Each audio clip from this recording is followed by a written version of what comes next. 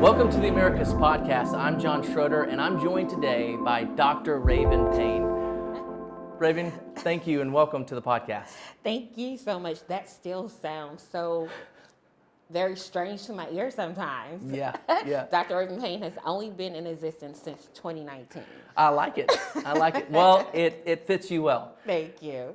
So you first came on my radar a few weeks ago. I was at Pat's place, and I was waiting for my order, and I looked down, and I see this Sumter County Living article with you on it, and it struck me, so I just started reading through some of the article, and I was like, who is this Raven Payne, and what is this 2040? And then my food came, and I was like, I don't want to take this, I can't take this article with me, and so I go look for it, and I'm like, when does it come out? So I go find it on the internet, and find out it was, in 2019, I think it was published. And so I read the rest of the article, and I was just so intrigued, so encouraged by your heart, by your hope, by your willingness to just help people get to where they feel like they need to be and give them the resources. And so I thought, I have to have Dr. Raven Payne on the podcast and just hear a little bit more of your story, but also what can we do as individuals, as neighbors, to help young professionals stay in Americus, Georgia, or wherever they are and do well? Let that be their home, and let Americus always be a draw for people. Yes. And so I would love just to kind of ask and hear a little bit of your story. We talked a little bit earlier about how you were born and raised in Americus, Georgia. So tell me a little bit about what it's like to grow up in Americus, Georgia. Oh gosh, you mean Americus? Just kidding. Nice, that's it. But Americus, born and raised here, and what has been so unique and special to my experience, and since you said you came across the article, and I briefly touched on it in the article, saying that my life experience is very unique. I was raised by my aunt. They're my aunt and uncle by marriage, but they are mom and dad to me, right? Yeah. But I am still very close to my immediate family, and then of course what grows out of that is your extended family from all different walks of life. Because my background is so unique, and before my mom and dad came into my life, and my birth mother, love her. I think she's an amazing woman. She has overcome the many obstacles that were placed in her life that caused her maybe not to have been the mother or the parent that she may have wanted for me and my siblings. But because of that, my life was exposed to community and village very early. So before my parents, and I have to put my maternal grandmother in there as well, I consider her to be that unit of my parents. There was at times circumstances where I did experience the foster care system, or experience the Department of Family and Children and Services When programs. Was that? Oh gosh, about what age? Very early. Okay.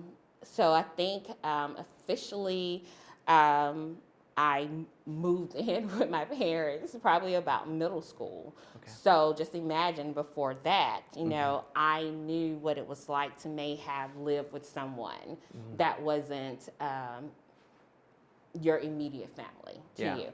And sometimes within the foster care, there were immediate family members. I am so grateful to one of my aunts, Jeanette Payne, for stepping up to be that family member at times, to say, I want any children in my family to still stay together and be together and know family. Yeah. But because of that unique life experience, like I said, community for me happened very quickly. And I met so many people who we talked about earlier before we started this, people seeing your potential. Yeah. and breathing that potential into you, that as a young person, you're just thinking, hey, I'm just a kid, Yeah. just want to play, go to school, be with your friends, this, that, and the other. But for someone to always say to me, you are so much more, Yeah. to remind me of what life may have attempted to present me, but to say you're not a product of those circumstances, of any of those environments, and I am here. Yeah. For So did you notice that at a young age when you knew that you were in situations that wanted to kind of press against that and give you that negative feedback, and yet you had people that were giving Constantly. you were aware of that, and you allowed that to kind of be the narrative that you decided to work through? Yes, absolutely. If it was, like I said, from a foster home experience or even church experience, if it was a teacher, that, wanted to just make sure that, I had what I needed, because of the potential that they saw in me very early. And then my godparents, oh gosh, I feel like I owe them my entire 38 years of living right now. Daryl and Lorena Sabbs, they were definitely, I like to say, they're my living angels. Yeah. Because once they breathe into my life to say, hey, no, we're just going to take her. Yeah. She's ours. We want to see her grow through this. Then life just, here I am. Yeah. Today. So it's that village of many just people from all different walks of life. So what was it like for them? I mean, what situation they found themselves in to say, we're gonna invest more time, we're gonna come alongside of you? What was that like for them? And like you said, the impact that they made. What did they have to do to be a part of your life in that way? Did they just step a little bit more into your life? Yes.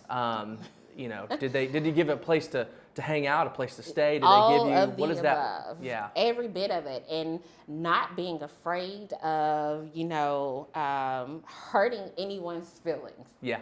At all. We want more for her. We want her to have more. Don't care whose toes Yeah. we step on. There's something unique and special that we want to help, her develop. And if it was at first, just hanging out, at the house, or picking up to take me to church, or to take me to different events and different activities, it was, we are in your life. But what I loved about it was the constant reminder of still, because again, I grew up with my maternal mother here and my paternal father. And it was, we don't want you to think that because they're not present, that you aren't present. Wow. So just reminding me of, if I just continue to, be a great student, make sure that, I'm actively involved and engaged. And again, church life was very important growing up. Making sure that part was there as a foundation for me. But then also making sure that social engagement was also there, because that's important. Yeah. When you think about community, Yeah. when you think about your village, when you think about being neighborly, right? Yeah. To one another. So making sure all aspects Yeah. of that was created. So when did that click in you to say, there is potential in me, and I'm going to start pursuing some type of career or hope or what? I remember at 16, I said to myself, and it was one of those moments, because, as a kid, and again, you have these two people in your life that are, we're here, we're going to give you all. And then I think I was having an identity crisis a little bit, because again, my maternal parents, my mother, they were here. My birth parents, they were here. That started to play on me with, am I not enough, right? They're here, but they're not here. Was I not good enough for them? And I remember at 16, I woke up and I went to my mom and I said, you know what? And Mom, Janice Payne, if you hear this, no, I love you. I think you're everything. But it was one of those moments where I said, it's not my fault, it's their loss. If they miss out on being a part of wherever this journey of life takes me, right? If they miss out on seeing the amazing person that I will grow up and turn out to be. And that day, I just continued to move forward. Didn't know what it would be coming into year 38, right? Coming through almost 4 decades of living, right? Didn't know who that woman would turn out to be, but I had to accept that what everybody else saw in me, I had to see it too, that I am enough, deserving of everything that was being poured into me. And eventually, I got to a point where it was like, this can't just be poured into me without me pouring into others. So I think, between 18 and 22, when you start that journey of supposedly adulthood, right? Because we're really not adults between 18 and 20, right? I still didn't know what that would look like. But again, I placed myself into another community, another village. Spelman was the only college I was going to go to. My mama had to make me apply to other schools, like, just in case, Raven, you need to have backup schools. I was like, okay, whatever. I'm going to Spelman, though, But it was another village that continued to pour into me to say, this time you are a change agent. You are meant to... that idea of, it wasn't spoken in the terms of servant leadership then, but you are here to change the world. However, it is destined for you to do so, but just know, I remember during orientation, they woke us up at like 4 o'clock in the morning, right? And you had 500 young women who all had the same resume. We were all high achievers, top of our class. We worked hard, to get to Spelman, community service, activities, and engagements. But 500 women that right now, you're all here for one purpose. To create the next step, the next journey of your life. But it's important to you to understand your Nia. And Nia means purpose. What is your purpose?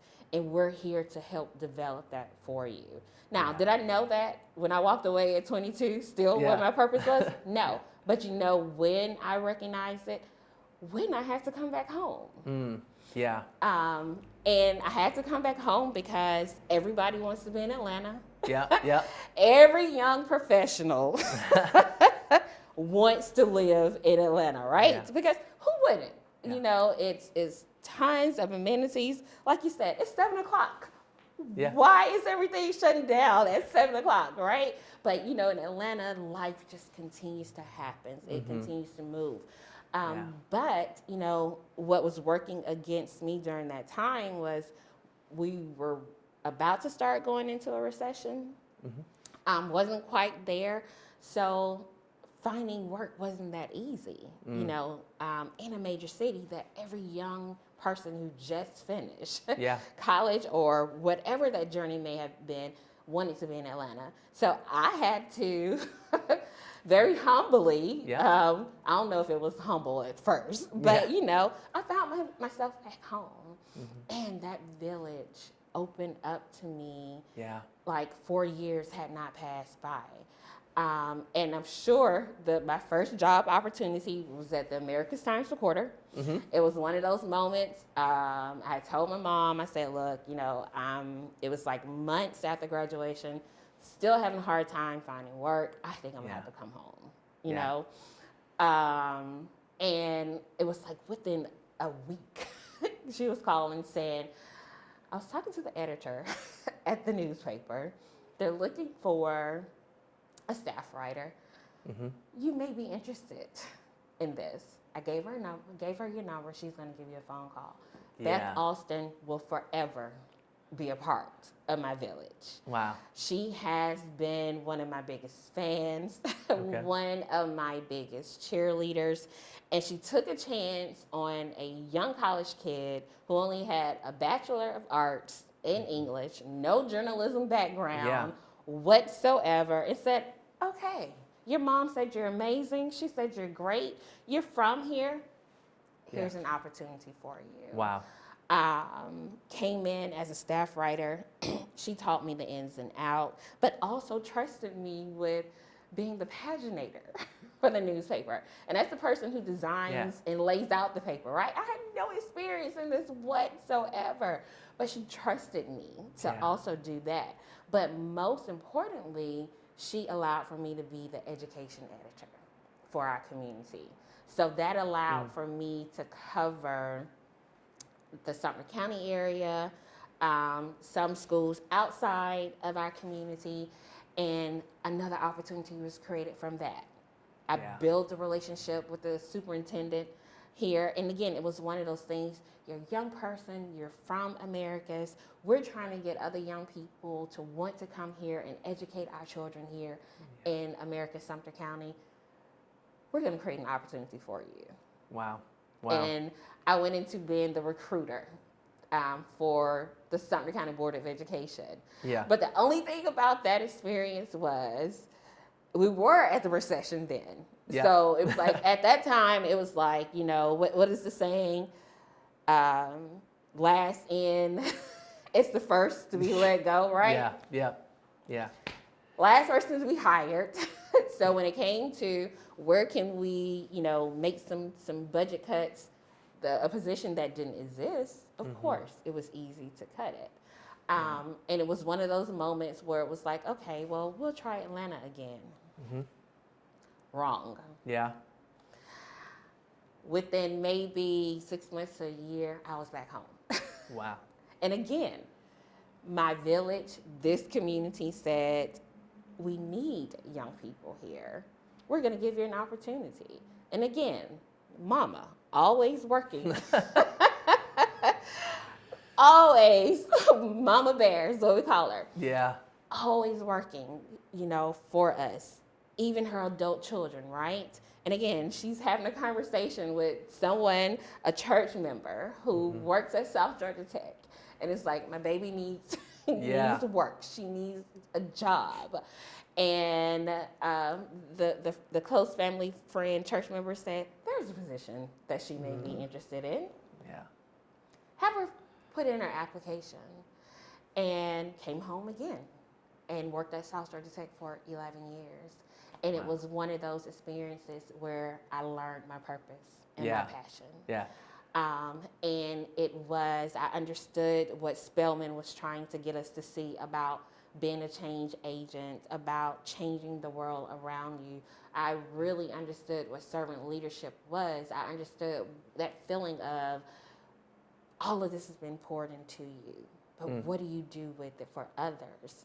Yeah. So over those 11 years, my journey was about how do I improve and increase the life experiences for other people, for this community, because it is with hopes that those who attend South Georgia Tech, you know, they're from our community, that they'll stay here. Yeah. Right? Yeah. You know, so how do I, you know, create, you know, that feeling for them that, you know, once you earn that diploma or that degree, or if it's just here for a certificate at the moment, right?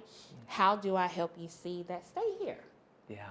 Stay right here in our community and give back to our community. And then from there, I think at some point I just stopped fighting and said, okay, God, home is where you want me, right? There's something that I'm supposed to do here. I don't see the bigger picture, but I'm going to trust. Yeah. And I'm going to have faith that you're going to help me figure that out. You're going to put the pieces together for me. You're going to order my steps, right? And so it's been a great experience. And even though I'm at Albany State now, this is still my beating heart right here because of what it has created and what it's done for me, how it has helped me become the woman that I am today. Because again, without my village. Yeah. Well, and I think that's one of the things too, is so at a very young age, again, you had some certain situations, circumstances that were pushing against you to say, you don't move forward. There's no reason to move forward, you know. But yet you had this village of people from different parts, from the church, from the home, from the school, teachers pouring into you. And I'm so blown away by your story about the vulnerability that you are giving to other people when you're also struggling with this story of, I could get hurt here in this relationship. I know what hurt feels like. I know what brokenness looks like. And yet people are putting me in new situations. And yet you take them head on of, this doesn't even exist. This could not go well for me, but somehow, because of this village, I'm able to take risks. Right. That blows me away. I mean, Absolutely. it's an amazing part of your story. Because even after, let's just say something doesn't work this time, well, you know what? I'm just going to let that be my defining moment. And yet you're saying, no, more and more and more. So what would you say about that? Like, so where did you graduate from high school? I am an original Panther. Okay. So that means I finished Americus High School, and guys, I'm just joking, seriously. Yeah.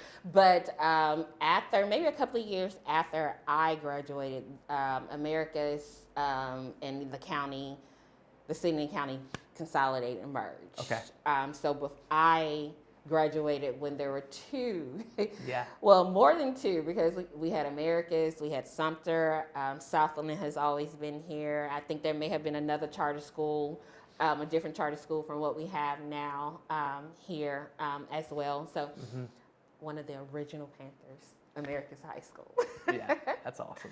Americus High School. And I promise, I feared Juanita Wilson, our principal, more than I probably feared my mother sometimes. And she was a part of my village. And she lives right around the corner from me. And she is still one of my village moms, you know. She still pours into me. She still supports me. I have a design and print business where I do desktop publishing. And she is like one of my biggest clients for anything that she has or that she needs. I'm gonna reach out to Raven to see if she can help me with this. But there's so many that I can remember at Americus High School. That they were just amazing. They were hard, you know, they were tough. But again, it was, we see your potential, and we want to make sure that we push you so you can have everything that you dream to have in life. But I'm sure so many will tell you about their own personal stories. So you probably didn't want to go into Mrs. Wilson's office.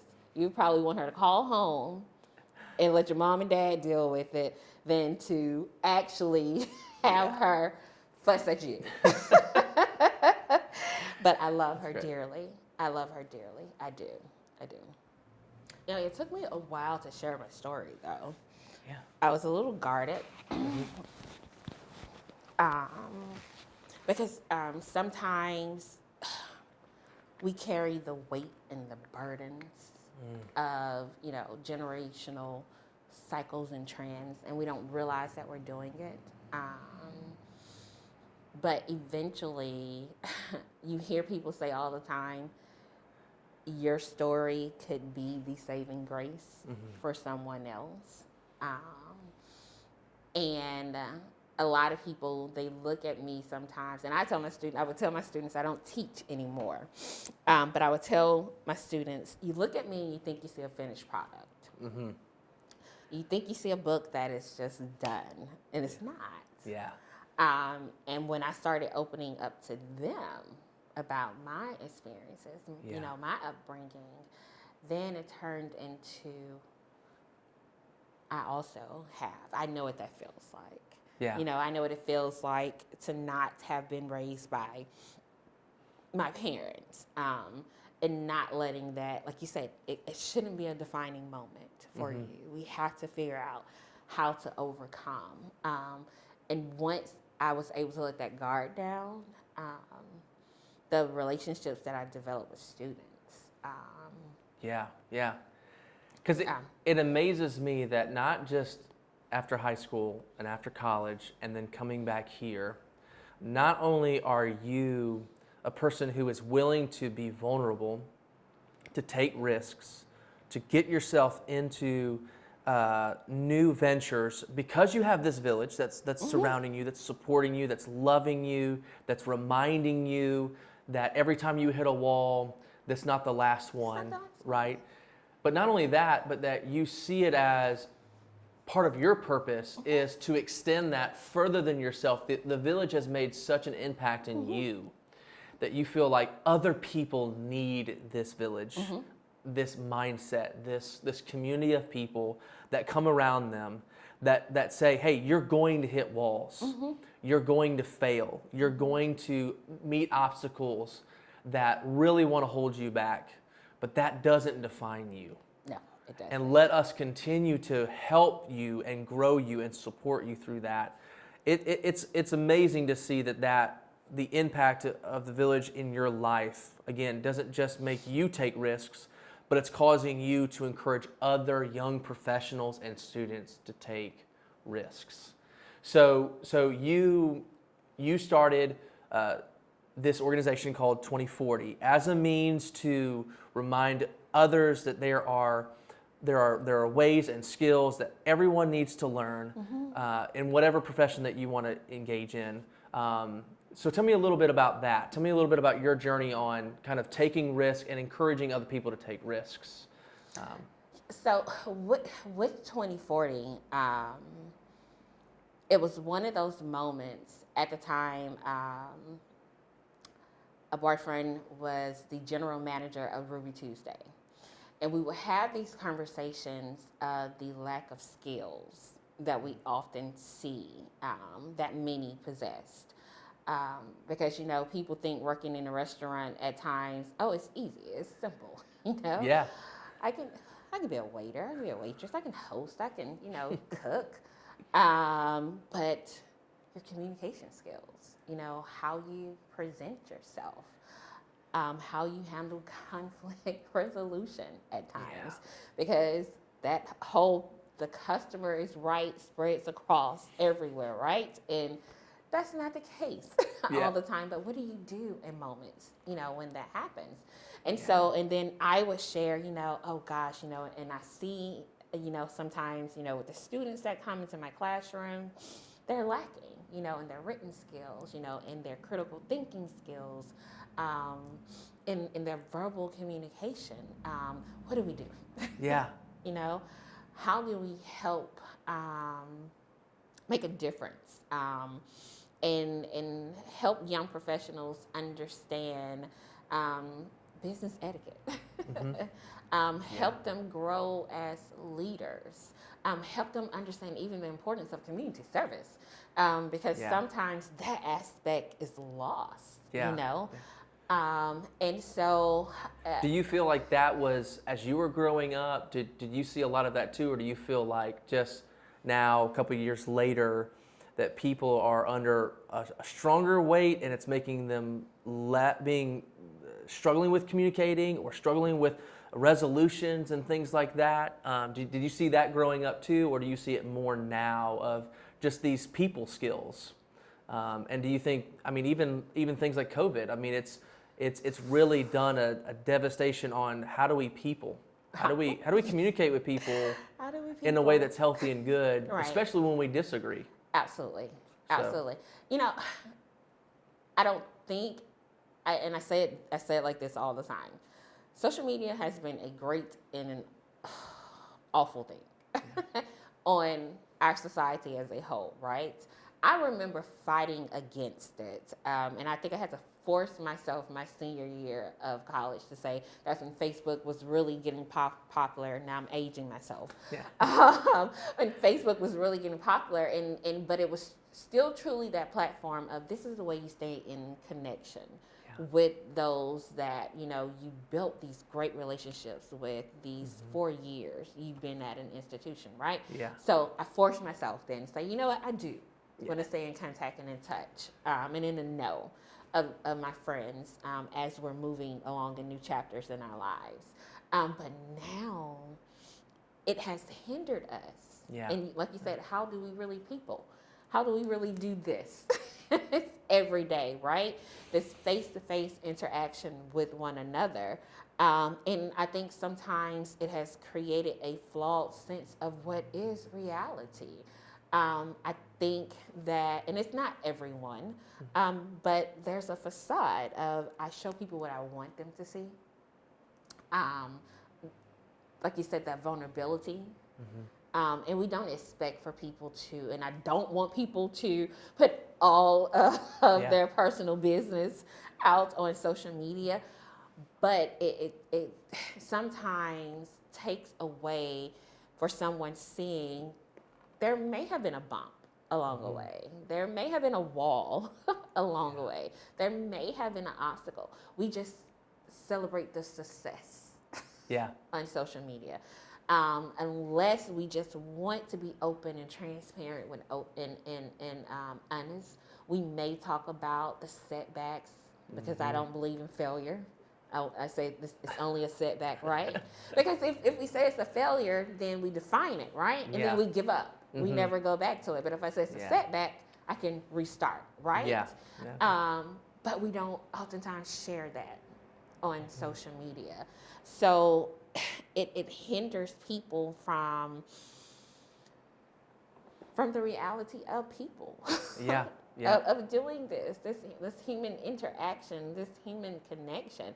And we can create these beefs and these unnecessary arguments that are senseless. And we see what happens sometimes with these senseless engagement and interaction on social media, right? It's very ugly in what is created in our everyday real life experiences. And I think with a lot of our young people, they get so caught up. I like to say sometimes they're hyperlinked. So attention span, it's not there all the time. Like you said, the people skills, the true communication skills. I could be comfortable communicating with you with this in my hand all day, you know? But sometimes that face-to-face, because they're so used to this, they miss these So moments. you saw the potential in the people that were coming through Americus, but yet you saw there was a disconnect between the potential that they had and the skills that they needed to be successful in whatever business it was. If it was from a waitress all the way to a teacher to a leader, was how do we help these kids, these students, these young adults recognize that they are more than what they've even thought of themselves, to kind of create that village, to encourage them to keep moving forward, to take risks, to meet new people, to be vulnerable, to create new relationships, which is very, very difficult. Very, very difficult. Because we kind of like our own bubble. So, so you're asking them to what you're doing is you're being an example of what you experienced. Right. You're creating a village so that other people can experience what you experienced. Absolutely. And so you and your partner started working through that. Right. And started creating this kind of, you were working through that, and then this is where 2040 kind of sparked, or tell me a little bit more about that. Right. So, and we brought my brother in, my older brother, right? So we brought him in as well because he's he was also teaching at South Georgia Tech also. And then he helps with our family business as well. So we brought him in, and we were just like, what do you think? And he was like, yes. And whereas we were so focused on, that development of certain needed soft skills, right? He was like, we can't get the component of what's important about networking, what's important about community service. Because again, it's like you said, it builds those relationships with one another. So the three of us came together and we said, well, what would this look like for us? And it was, but we want everyone to feel a part of it. So we want civic and government officials, we want all of these leaders to be a part of it as well. We want any young professional to come across who says, you know what, I could benefit from a networking event that can help me, because networking events force you, right? To build relationships, to get outside your bubble, to talk to other people, to have conversations. The small talk, right? Small talk is not easy. All the time. So we wanted to create that. And we started in 2017. The community received it very well. Everyone saw it as something that we did need. The community poured into us with any of the networking social events that we would have. So you would put on an event and ask people to come, and then they would just kind of mingle and talk and kind of share information about one another. Absolutely, and of course, to help break it, of course, we would do the icebreakers, so people could get to know one another. But before we got to living into a new normal of learning how to, I think we're kind of overcoming a pandemic. And, we were like, but we have to go back and try to put in the focus of, we want those workshops and we want those sessions, right? So we were planning of introducing that component also, that part about improving and increasing the life experiences of young professionals. And we was like, what does that look like? So we were in the planning period for that, and then COVID said, nope. I think it said nope to a lot of things. We're going to put a pause on that.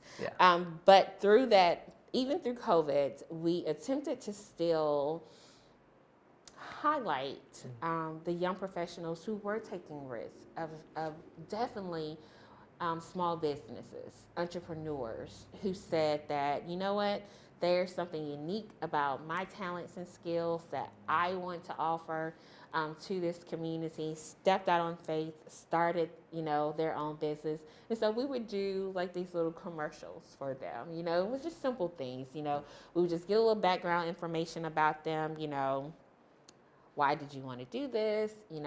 What's so unique about being an entrepreneur? Tell me, a little bit more about your business. What advice would you give to anybody else who is also thinking about stepping out and starting his or her own business? So we did that for the bulk over the last year or so. And as you and I talked last week, I've been saying now we got to figure out how we pivot, or how do we get back to the essence of what we wanted this young professionals organization to do? Because at the heart of it, really, and I think I may have shared with you, most small communities, they deal with brain drain, right? They can't keep young professionals. And young professionals, we don't want much. We want to feel, one, we're included, right? That our voices are heard, and especially those who have grown and they were raised in the community, to say, hey, yes, we grew up here, we were raised here, we saw all of you lead and guide this community. give us a chance. You know, we have great ideas of, how this community can move forward as well. So, it's even the pivot of with 2040 is how do we create pipeline experiences, right? To pass the torch, to say, yes, let's get more young professionals into some of these positions to help, be innovative. And how do we keep Americus open past 7 p.m.? Yeah. Right? So creating those type of experiences, and then also making sure we're creating an experience where we, like you said, we want to feel that neighbor. We want to start creating our own villages, right? Yeah. Where we're able to start pouring into my dad. Everyone who finished high school with me knew my dad because my dad had always some type of educational outreach program that he would come into the school system and he would offer, allowing for us to have those moments as well, trusting us because now they're our babies, right? Yeah. Trusting us to create those initiatives and to create those experiences and still support us and push us and encourage us and move us along to say, you know what, yes, you can do that. Because you can't promote your college town or it's a college experience, right? If they're not that young professional, that 25 to 40 aspect is still so important to such a small community. So how do we do that? So that's our mission now, to figure out what does that look like now. We know what we attempted to do, and we know we may need to go back to the drawing board just a little bit, but still it's something that is needed in order to keep as many of us here, to keep the vitality of a community that I feel like all of us love because we wouldn't be here. And I'm sure you'll hear so many shared stories of, I thought I was going to live in another major city, but something about home drew me back. It called me back. And now I want to establish that foundation, those roots for others who are coming, who are going to be, I said, they're paying into my Social Security, right? Yeah. Encourage for them to see Americas how we see Americas, the perseverance of it, the resiliency of a community that does know how to come together, that does know how to collaborate, but a community that still, hopefully look towards its younger generations to say, we trust you. You guys got this. Well, let me ask you this. We know, in small cities, big cities, living as family and being family to one another, just even as the nuclear family, it's hard growing up. It's hard growing up in a big city, a small city.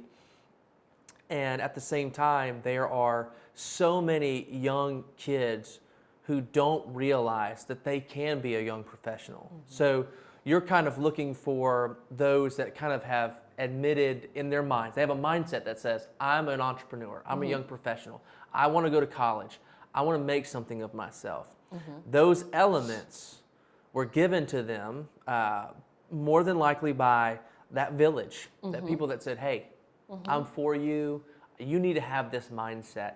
But we also see, how do we encourage people that don't see themselves as young professionals, that they can be? That has been tough. Yeah. It was tough in the beginning because the question was, well, how do you define it? And I remember from our Facebook page to our LinkedIn account to our webpage, I just did a series of what is a young professional, just defining it, because sometimes there is a limited perception of it. Like, a young professional only looks like this, like a person who is, in this particular industry, usually, it has to be a teacher, or it's a doctor, or it's a lawyer. So it's a person who holds a title of that nature, right? But not seeing a young professional as those of within our everyday, those who are our entrepreneurs, right? Those who do help, the maintenance of what it takes for this small community to operate on a daily basis. So some people felt, oh, this isn't for me, because I don't think I look like this. Or it wasn't, I don't wear a suit and tie. That's a better way to say it. I don't go to work and I wear a suit and tie every day. So does that mean I'm not a young professional? Yes, you are. You're still a contributing member to society in some shape, form, or fashion. And what we want to do, we want all of us to grow and develop, the needed skills to be the best version of ourselves in whichever profession that may be. So there was a little pushback on that because it was something new. It was very unfamiliar because, again, I wore business casual clothing every day. My brother wore business casual clothing every day. My partner wore business casual clothing every day. I don't look like you. So I don't see myself in you. So we had to define and really, step out of our own to say we want to branch out and create these moments at different venues. So if it was asking our new Chief Magistrate, Crystal Cleveland, could we use the boardroom to host one of our 2040 events?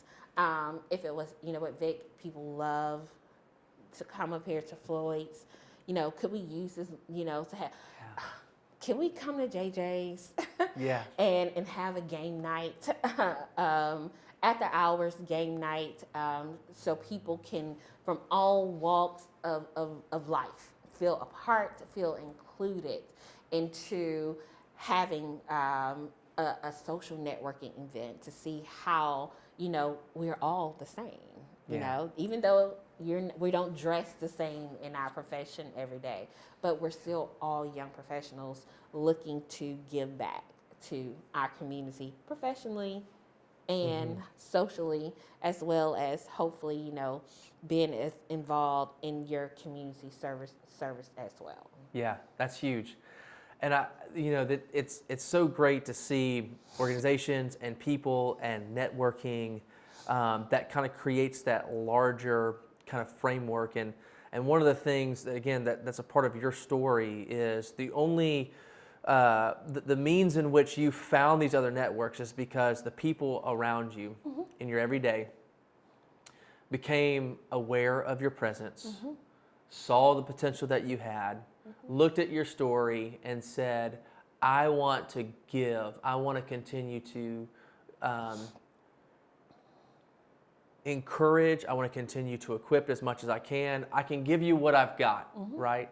And that created certain values in you that were a big part of that. Absolutely. And so what would you think someone who is kind of, if they're listening, they're paying attention to what we're talking about, and they're just an everyday person, they live in Americus, they live on a street, and they're seeing students and kids interact within their neighborhood. What are some ways that we can, as neighbors, come alongside, maybe even parts of your story can kind of help shape that, of what can we as neighbors do to say, well, I don't know much, but what can I do as a neighbor to see these students see themselves as, because we don't know. Absolutely. We don't know if they had the best life, right? If they have the best parents, right? Or if they've had a really, really tough life. Right. And we see their actions and their behaviors, and we say, well, we can define who they are by that. And the reality is that we don't know their story. Absolutely. And so maybe there's a narrative, maybe there's a story that's built into them that they just need a village to come alongside and say, that's not what defines you. So what would that look like as a neighbor? What are some things that we could do in the everyday that would encourage someone who has had difficulty defining themselves or building their purpose? You know, hearing you ask that question just makes me think about, I mentioned my maternal grandmother, Martha Barnum, and I just think about her influence within her church family, right? And she was just one of those individuals, you know, I don't know your story. Yeah. I don't know your background, but I want to make you feel like you're the best person on the face of earth, right? I'm going to pour into you. I don't care how much you get tired of me. I may show up at your school. I may call your mama. And she was a Sunday school teacher, right? Yeah. And so I would hear her tell those stories of, you know, it's just like she just adopted more grandchildren along the way. But, and from very different neighborhoods. But it was, you know, she wanted them to always feel like someone was there. So I think as a community, and I'm pretty sure we have it, I'm pretty sure this is not going to be something that is brand new to us, but there needs to be a space, almost like a community board or a community calendar or something, right? That highlights, because all of us, or a good bit of us, we are often attempting to do the same thing, right? We're often attempting to, how do I increase life experiences for someone else? My life is so full. I want to make sure that I can extend that to others. How do I do that? And I feel like many of us in our civic, in our community, in our professional engagements, we're all doing that. But we're not sometimes all in the same space to make sure that we can collaborate with one another to achieve it. I would love to also see for us to create more mentorship opportunities, you know. I would love to see more connections between our churches of all backgrounds. You know, every church does something neighborly. Every church gives back to its own village, right? Within its own neighborhood that it's in, within its own community. Imagine if we had one massive event where we all poured into so many people from different walks of life, you know, and really debunk that saying, the day that we're most segregated on is always on a Sunday, right? Imagine if we all came together and touch many of, just within our neighborhoods. Imagine if we all did an event within our churches for that neighborhood. Just imagine the many different lives, the many different people that we don't see just in our everyday walk. You know, who we would touch in that moment if we just invited one another to say, hey, we're doing this. We want all church communities to come be a part of that. Just imagine what that experience would be like, you know. Imagine if, you know, we did that within our school systems, you know. We just showed up. My parents, they had to do an impromptu speaking at an event last Saturday, and it was a scholarship event. But it talked about exactly what we're talking about right now, community. You know, looking out for our children, especially, right? Just imagine if each one of us, it doesn't matter, we just went and of course we know there's certain guidelines and backgrounds and all of that we have to do, but imagine giving our time, you know, truly, saying, you know, I want to pour into this child. Is there a child in need that I can mentor, that I can come and just spend some of my time with, you know, one day out of the week, or, you know, however, you know, it turns out. And again, I know these things exist, but just imagine if we truly collaborated with one another. what would that look like and what would that do? Yeah. And how would that impact our community if we really looked at it like, you know, we're not just trying to save the community, but everybody around us is attempting to do it as well. I would love to see us pour into one another in that way, because I felt that way growing up. I really did. You know, I always felt that was a part of my village, the entire community, and I would just love to see that return. Yeah. I love, it's not just that you have this mindset of vulnerability, this mindset of there's hope, there's pushing forward, but the people that have poured into your life, you know, they didn't even have these massive events. You know, they didn't have these things. They couldn't get everybody together, but they decided whether everyone else is going to do it or not, I'm here and I want to invest in this person. But there was an awareness on their part. They became aware of a need. They became aware of your presence, and they sacrificed, they engaged with you, and it cost them something. And I think that's one of the things that I love about relationships, is that all relationships, the true relationships, the ones that are deep, they require vulnerability. Absolutely. But they also, there needs to be an awareness that, hey, I'm kind of in this bubble, and I need to be aware of the people that I don't know that's around me, because there might be something that I'm being drawn to, or someone that I'm being drawn to, and they might need to be a part of that, and I need to be a part of their story.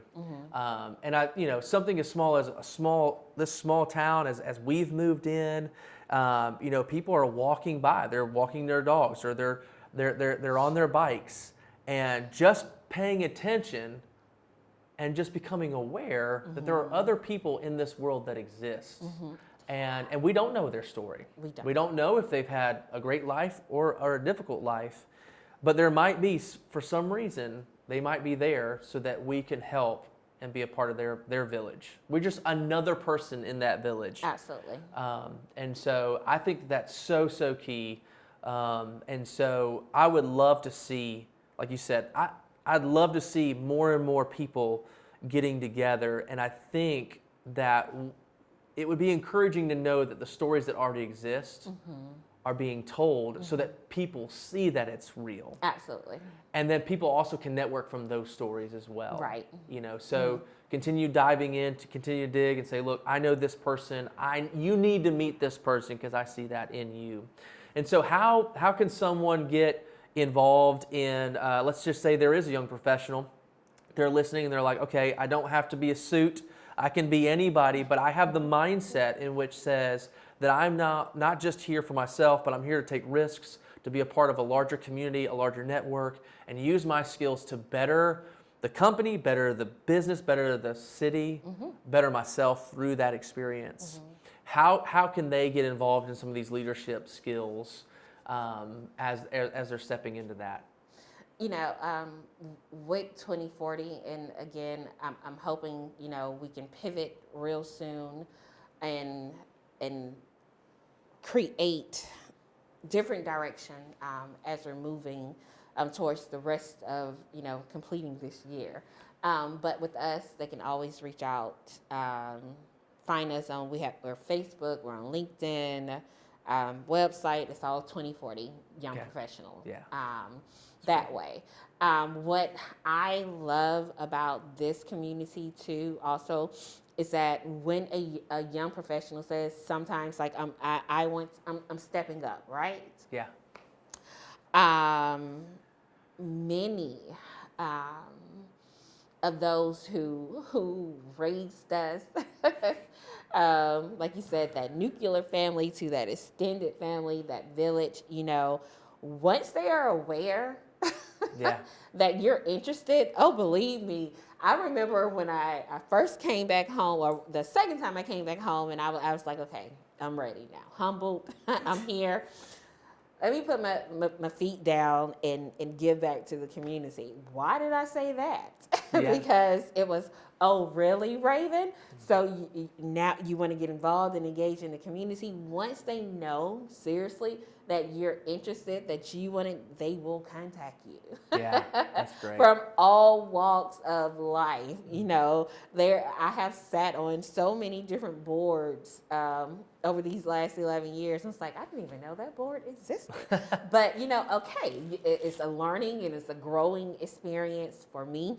I learned more about, you know, the operation of our small community. I meet, you know, new people. Wow. So I think sometimes we just have to voice it. Yeah, that's and just say, you know, I'm ready for this. And they are listening that's awesome. to us as well. And they do grant us those opportunities. I have benefited just from that one. I'm ready to actively pour into my community. So many great leadership programs, you know, within our own community, ones that expand into, you know, surrounding rural community development leadership programs. So once you are ready, any young professional, truly, you're ready to pour into the community. You're ready to be a change, right? You're ready for it. This community, it is listening. That's great. And the opportunities will flow. And again, it's not a suit and tie. It's not a business casual. It is a person who says, I want to give back to this community just as much as this community gave to me. Or I want to make a difference, you know, in this community. I see there's a time, a need for a change in this. Say it. Yeah. Go for it. You know, don't be afraid, take the risk. And again, if it's a setback the first time, try again. Yeah, yeah. Try again or pull us together. Yeah. Say, you know what, we need this group for this. Let's do it. Yeah. Let's do it. That's awesome. It just takes, like you said, just voicing it sometimes. Make the universe aware that you're ready for it as well. And it will come full circle for you too. All right. Well, Raven, we're getting to a close, but I want to do a little rapid fire questions for you, just for some fun. Okay. So I'll ask you about 5 to 7 of these, and then we'll get ready to close it up. All right. So tell me your favorite restaurant. Oh gosh, I don't know if I have a favorite restaurant. Are we saying here at home? Okay. Because it's home, right? Yep. So, oh gosh, I don't know if I'm going to get in trouble about this, but I am going to have to say it has to be Laha. Oh my gosh, I have grown with Laha. I remember when Laha was, you've been to Roman Oven, right? Yep. So Laha used to be in this little area in the same plaza as where Roman Oven is, and I have seen it grow. I can remember celebrating when my acceptance letter to Spelman came through at Laha. Yes, yes. So if we're talking about at home, Laha. That's awesome. Because I've just seen that business just grow and expand and just stay rooted here in our community. That's awesome. That's awesome. All right. Either favorite movie or book that you've watched or read recently. Favorite book or movie? Favorite book that I have read recently, and I actually did audiobook first, and it was so good. I actually purchased it, but it's Cast. And I know people, and I can't remember the author's name, but it talks about the caste system, how it was created, and what that looked like in the history of America. And I know we're so big on, critical race theory. Oh my gosh, we're not supposed to be doing that, right? But it was so informing and so knowledgeable, and I learned so much about when it comes to the divide that we notice and that we feel like we're just not healing from in America right now. Oh gosh, you just have to read it. Yeah. All right, so it Cast. was amazing. Okay, Cast. Okay. Yes. What word do you hate hearing? Hate? Yes. I'll give you mine. I don't like hearing the word moist. It's just a weird, Now that you say It's just, it I'm like, that, you know I what? can I'm just understand. like, nah, I'm good. You know, when someone says, man, I don't know. So, Oh my goodness. Is there any Now word that's I'm gonna like, look oh, at yeah, that. I don't, when I hear that word, I'm like, I'm so going to look at that word differently. Yes, now. sorry. But seriously, I hate Yeah. the word hate. And if I hear Okay. myself using that word, I was Nice. like, wait, no, not a nice word. Okay. All right. What time do you usually wake up in the morning? Oh, 4 a.m. 4 a.m. Woo! Wow. I love it. What time do you go to bed? Okay, so You're like 2 a.m. No. I'm working out. So I'm an Aquarius, right? Okay. And we absolutely love to sleep. Like Yeah. seriously, I don't have to be tired. I can, and I left. I came early because it's like, okay, if I sit here long enough, I'm gonna go to sleep, right? Yeah. But no, I'm usually, and people don't talk about me, but seriously, if I get in the bed by 8:30, Come on. I'm there. That's And great. if I can fall asleep 5 minutes later, that's even better. That's awesome. All right. Okay. All right. Last question. This is a question that I've had moving into Americus. So, from Albany. Okay. So, when you're in Albany, you're an Albanian, Albanian. right? What do you call people from Americus? What are Americus people called? Is there a name? Is there an official name, or is it? No, we don't. The only thing is like I joke. I said because sometimes people will say Americus. No, it's Americus, or like America. No, we are all from America, but Americus. Yeah, that's right. Yeah, nice. Yeah. So I've got one. I didn't come up with it. A buddy of mine, Matthew, came up with it. But I like the thought of Americusian. Oh yes, Got a good feel to Americusian. it. Yes, absolutely. We'll see. Well, I'm have to hoping to push interview it. many people and say there might be like an official word out there. But Absolutely.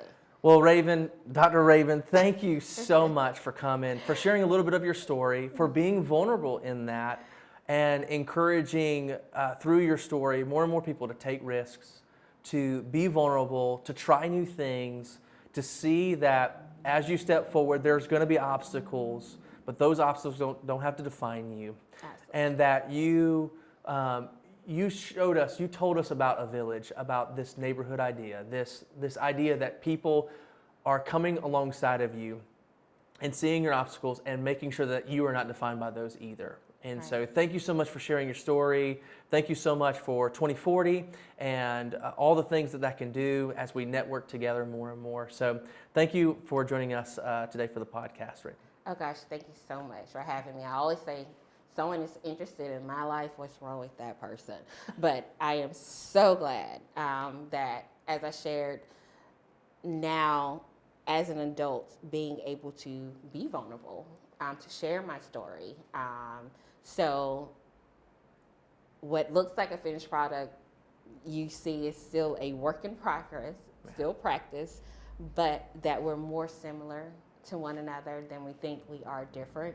And if my story can help someone else take risks, help someone be vulnerable, help someone, like you said, realize you don't have to allow for circumstances, situations to define you, but you can grow through them and become who you want to be. Whatever that is, whatever it may look like for you, then I don't mind sharing. Yeah.